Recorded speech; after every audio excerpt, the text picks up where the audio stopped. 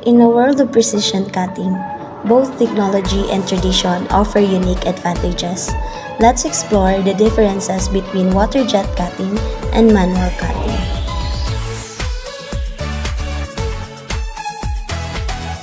Ang water jet cutting machine can cut sa halos anumang materyales including stones. No heat-affected stones, natitiyak ang integrity ng materials.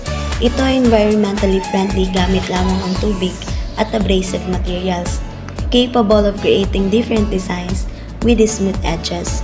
Gumagamit ang water jet machine ng high pressure of water mixed with abrasive materials to cut stones. Ito ay kilala sa precision and versatility.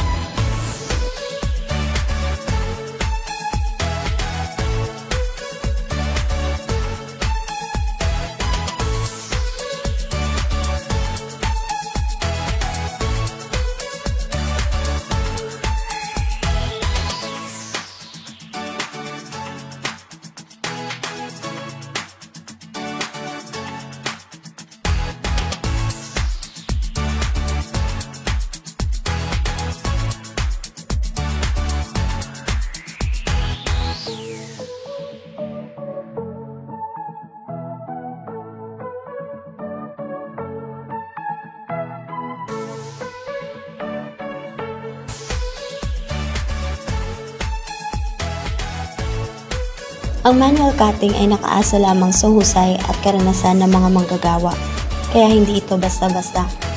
Manual cutting is often a time-consuming process. Ang bawat bato ay nangangailangan ng maingat na pagsukat, pagmamarka at pagputol, which can significantly increase project timelines. Manual cutting can also result sa mas maraming material na masasayang compared to machine cutting.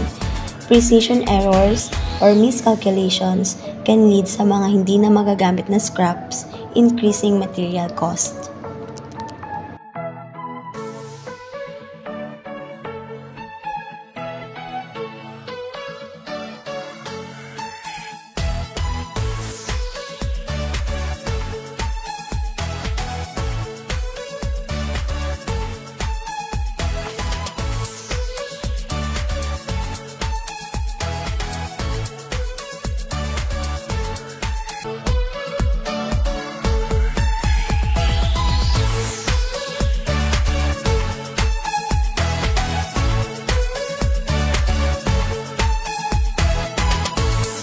Both methods have their unique applications.